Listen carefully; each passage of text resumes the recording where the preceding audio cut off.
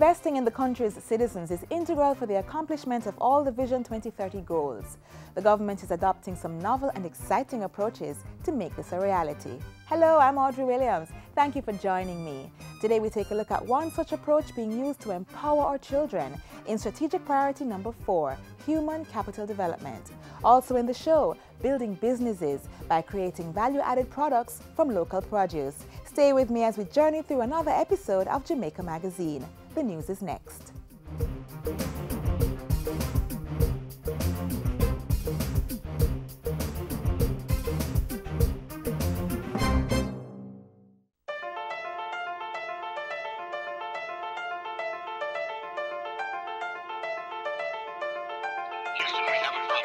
Jamaica's beauty is our duty.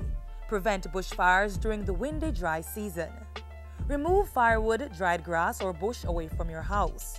Never use fires to clear land. Never light a fire in an open area when it's windy.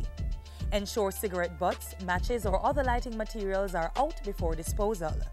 And use an ashtray. Don't throw cigarette butts out of your window.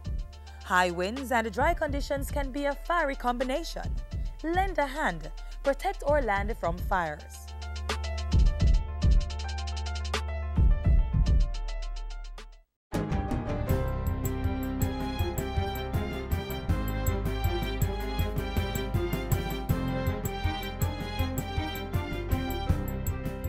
Good day, I'm Andrea Chisholm and this is your JIS News for Wednesday, March 18.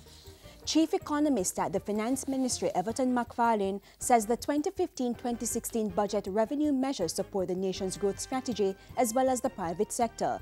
Mr. McFarlane was speaking during JIS TV's recent post-budget panel discussion. He said with significant expenditure budgeted for health and social protection, it was evident that government was serious about maintaining the gains made in the economic sector. The chief economist also explained that the ministry would be strengthening its tax compliance program. The compliance program is based on a range of activities revolving around or strengthening the capacity and the operations of our revenue administrators, both at Customs and the Tax Administration of Jamaica. So systems are being improved. There is better information gathering and forensic data mining capacity, which feeds into better audit assessment, which feeds into a much more targeted compliance kind of activity. The Finance Minister opened the budget debate last Thursday in Parliament, announcing several revenue measures as well as tax relief for some.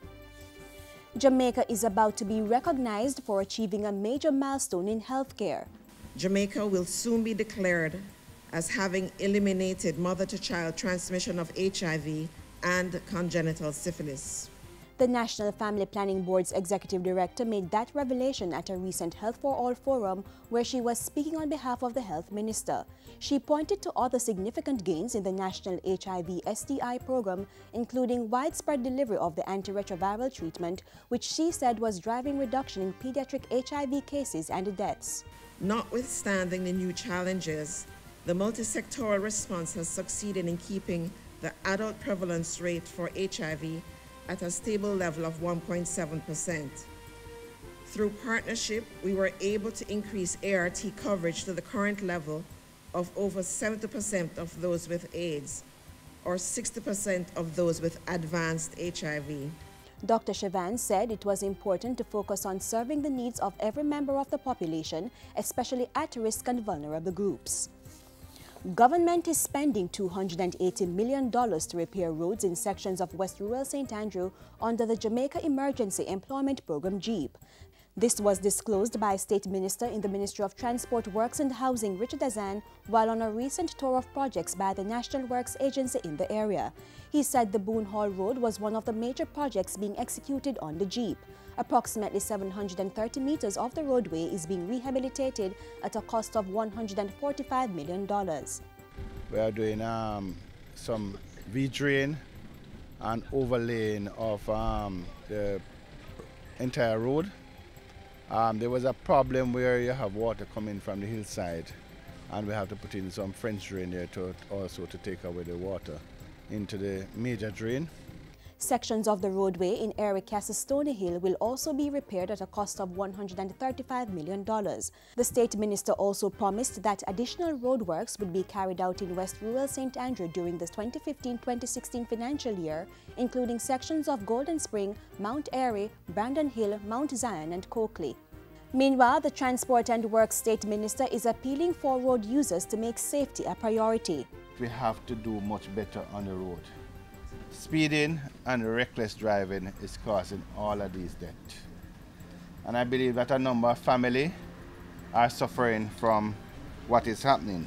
Mr. Azan was speaking at the recent opening of the refurbished roadway leading to the Caribbean Maritime Institute, financed by the Road Maintenance Fund and carried out by the National Works Agency. The length of and stretch of the entire thing is 950 meters long road, and it's may look small, but it's big, at a cost of $15 million for this project.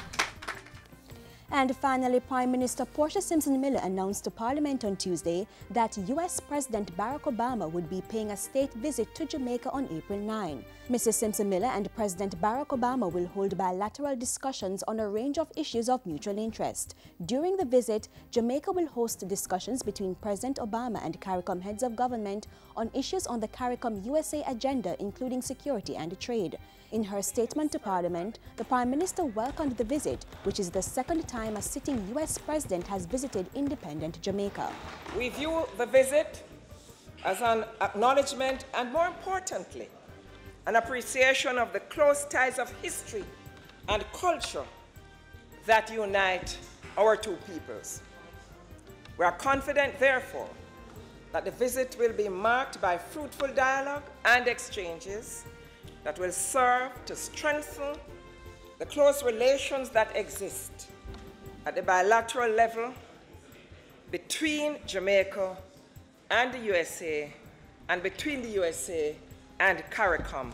Following the high-level encounter in Jamaica, President Obama and the CARICOM heads of government will head to Panama City for the 7th Summit of the Americas, which will be held on April 10 and 11.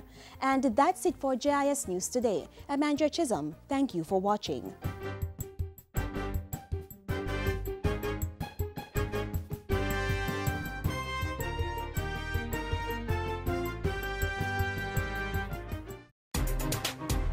Pay special attention to children, especially those who are asthmatic and/or suffer from other respiratory illnesses. Seek medical attention immediately if breathing is unusual. A message from the Ministry of Health.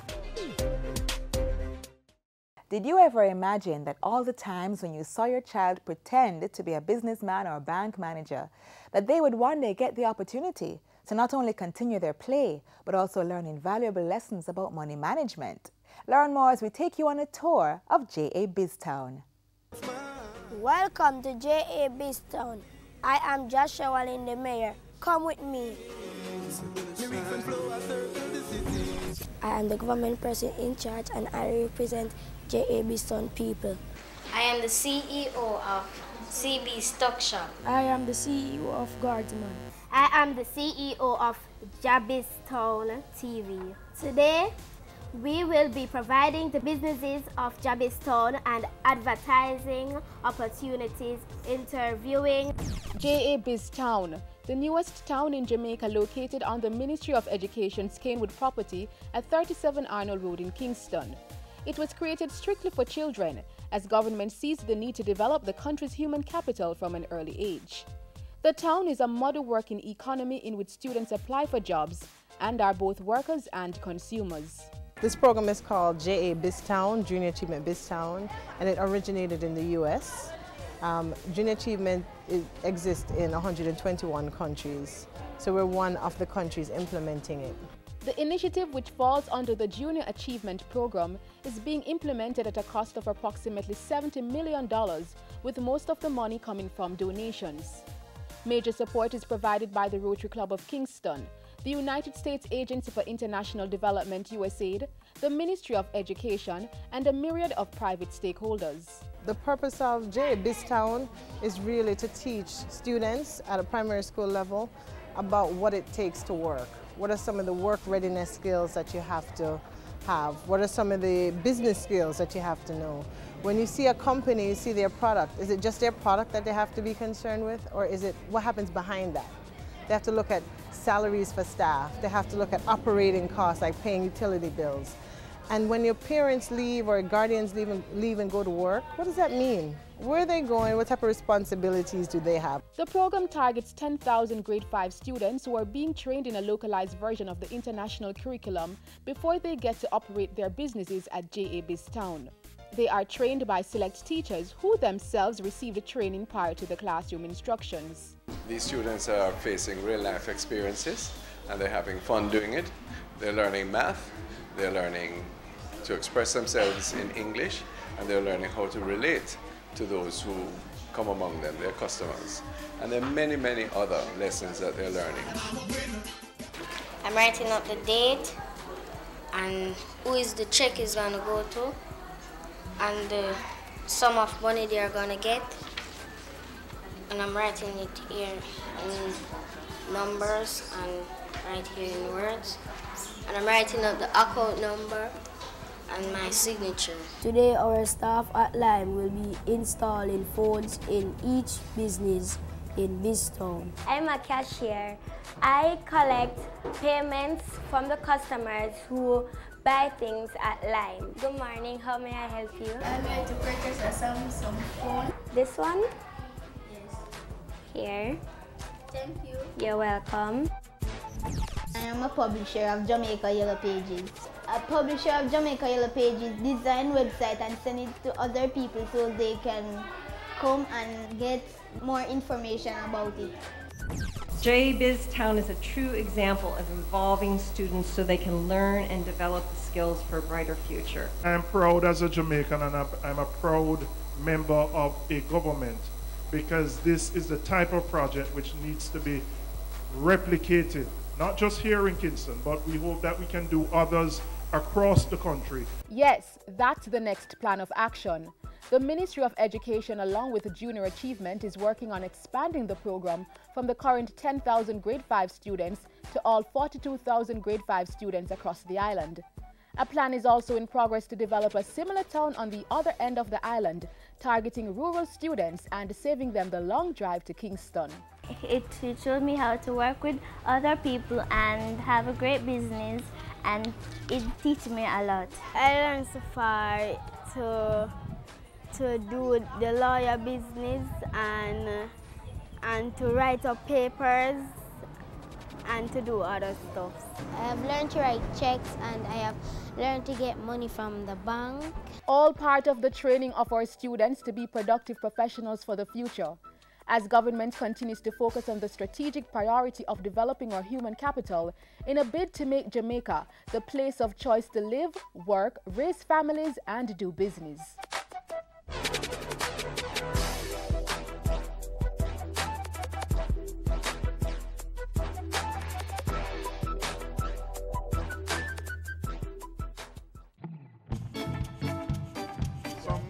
Submarine, you know.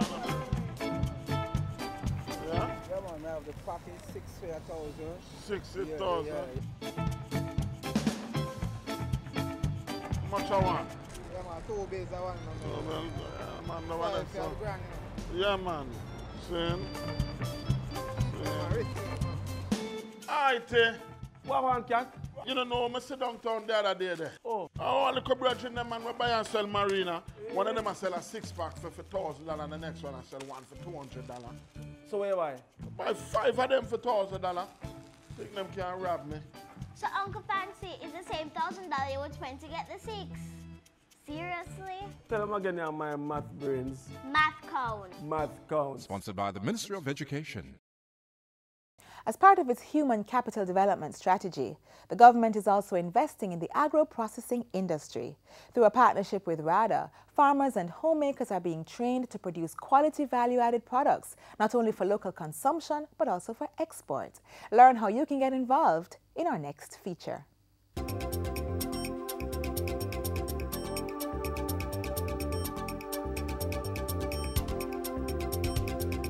Women in rural and urban areas have been tapping into lucrative, value-added food markets. Utilizing the services of the Home Economics and Social Services Unit at RADA, they're processing and packaging excess fresh produce from the farms.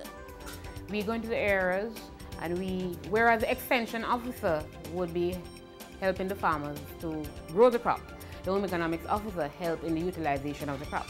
So therefore, in terms of using things one way, when we teach persons to use things in a number of ways, we teach home economic skills. We give them the skill so that they can do it the same way all the time, getting a consistent, good product, quality product that can compete with other products. So we help them with the technology, formulation, we help them to source suitable packaging material and to help them to label the products. Farming, man's earliest occupation, has proven to be one of the most important tools for alleviating poverty and advancing development. And with food processing added to the mix, the scope for employment and wealth creation is more certain. RADA has established the AgriMart store to support some 98 farming groups involved in small-scale food processing and cottage industry. That's what we try to do, to help them to produce at a price that, would allow them to compete, because, that we have imports and we have big producers, but there's still a place for the smaller producers who, as you say, produce unique products. This first AgriMart, located on Hope Road in St. Andrew, provides a wonderful opportunity to promote and market whatever members of RADA groups produce. Our customer base is like householders, business people, residents in all parts as one of the surroundings. We have a lot of those people. People traveling would come in and buy souvenirs, and just workers, a lot from the ministries. One of the things about AgriMart is you not only find things from St. Andrew, it is RADA, so you will find things from all over the island. For instance, you have here a jelly, it comes from in the hills of St. Andrew, it comes from Dallas. It's a pineapple jelly. And you have other things. This is from St. Thomas. It's a tamarind sauce that is made in St. Thomas. You have pickle here, we come as far as St. Mary. So when you go over through the AgriMart, you will find different items from across the island. This is our local pancake mix. It's made from cassava and it's produced from Twickenham in Twickenham cottages, and this is a RADA group. This is different from the regular pancake because it's made from cassava, so therefore it would have more nutrients, more beneficial to the body. And we are accompanied by syrups, the different syrups. We have 3 types. We have guava, apple, and mango. And the good thing about these syrup is we utilize what we grow, so therefore it's not flavor, it is the fruit itself that is used to make these syrups. Preservation is one of our main areas because you have to utilize what we have. So therefore, if there's a glut, we find ways in which we can utilize, so therefore persons don't lose out. So winemaking is a technique that we teach our ladies. As I said, jams and jellies, another method of preservation. This is also a means of generating income. And you can see here the packages are lovely. Packaging is important. This is guava. We have guava and tamarind here. And over there we have pepper jelly, we have tomato jelly, different means of utilizing what we have. That's a key concept, utilizing what we have and eating what we grow. When you want a bit of Jamaica, the AgriMart is one of the places you can come to because there's a bit of the old here.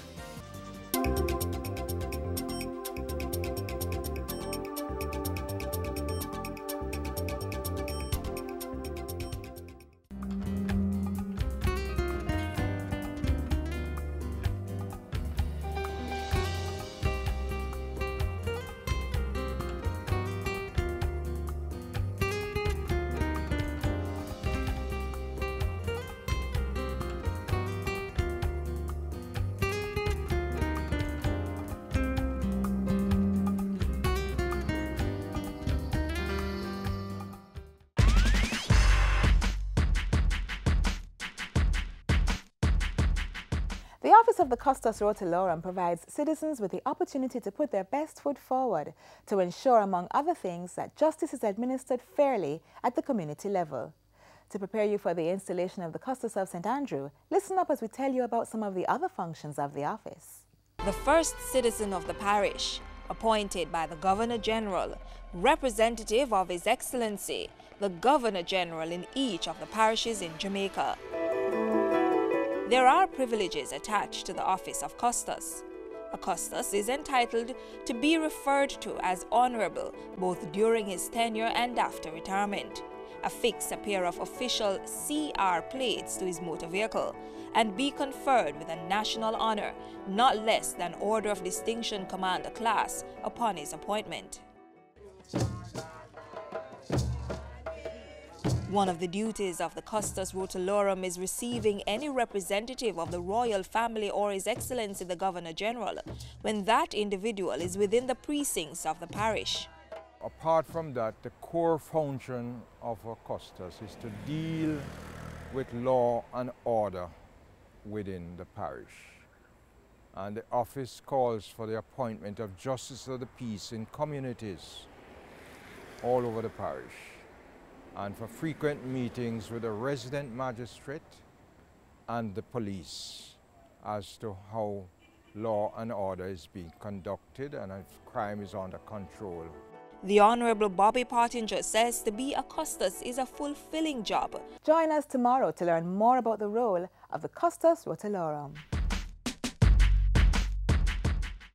Let's celebrate Jamaica to the world. Fastest man in the world.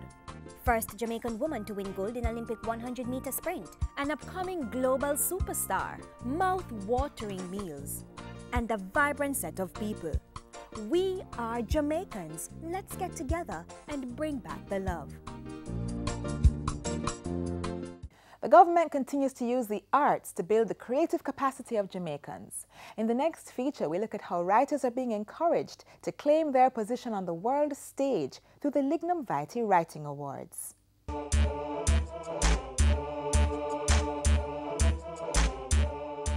But I am 4, while Sam is 15 and David is 19. So David found his mouth like saying, "Shut up!" And I see Naomi grin. Naomi is 10. I want to rub Season in her ear, but Father is reading from the book. For those that wait upon the Lord shall renew their strength. They shall mount up the wings as eagles. They shall run and not be weary. They shall walk and not faint. A stroll through local bookstores and a crop of emerging Jamaican writers are featured. Fiction, autobiography, historical, political, romance. Jamaicans are writing. And thanks to the collaborative effort of a government agency and an advocacy group, these outstanding scribes will be honored.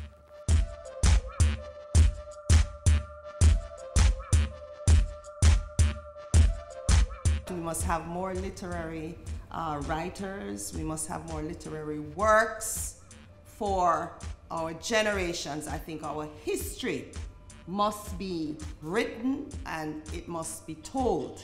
And so the Jamaican Copyright Licensing Agency JamCopy and the Jamaican Writers Society JAWS are collaborating to resuscitate the Una Marston Award for Adult Literature and the Vic Reed Award for Children's Work.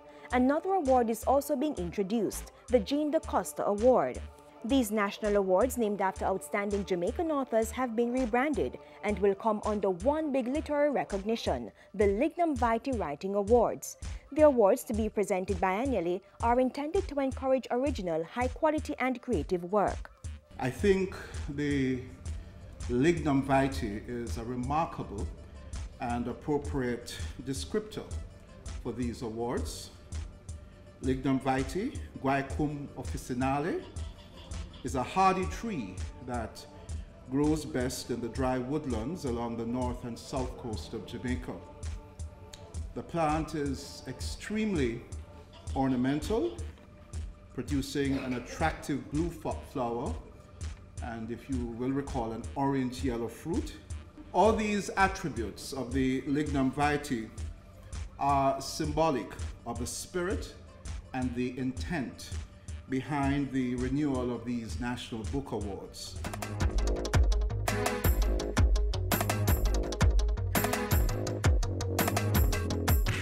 A stone flashed past my head. Several of the dancers were bending and picking up stones, and Myrna and the twins screamed. Stones suddenly rained down on us. The leader and three others bore down on us with hoarse shouts of The Lignum Vitae Awards will reward and promote excellence in creative writing. The awards will also raise the stature of writers and writing in Jamaica, highlighting the value of literature to the continued development of the nation's cultural landscape and its citizens.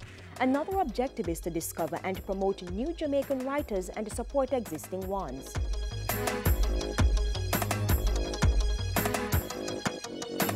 Literature is an important aspect of the nation's development. In recent years, the government has embarked on a number of initiatives to encourage a vibrant poetry and literature industry, such as the establishment of a Creative and Cultural Commission and the introduction of a Poet Laureate of Jamaica program.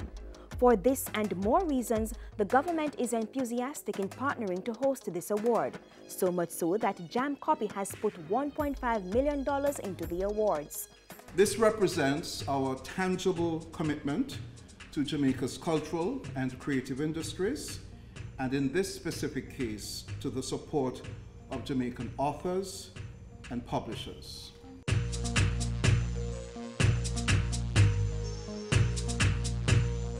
Writers at all stages in their career are eligible for entry. In this first year, the award will only be open to works of fiction and creative non-fiction, with a view to accepting other genres in the future.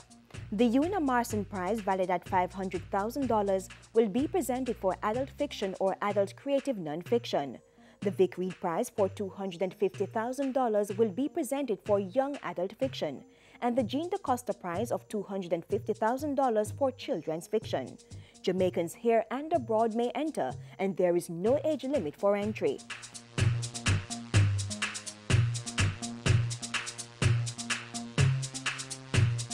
For more details on the Lignum Vitae Writing Awards 2015, which will be presented in October, contact Jam Copy. Find them at 17 Ruthven Road, Kingston 10, or call 754-8910.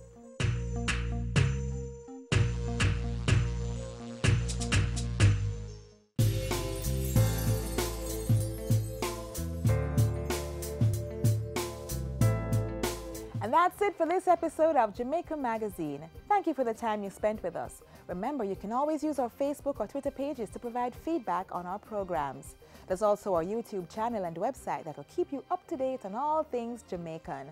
And by the way, the JIS News app will ensure that you have on-the-spot information. I'm Audrey Williams. Remember that the more we are united, the more we will achieve.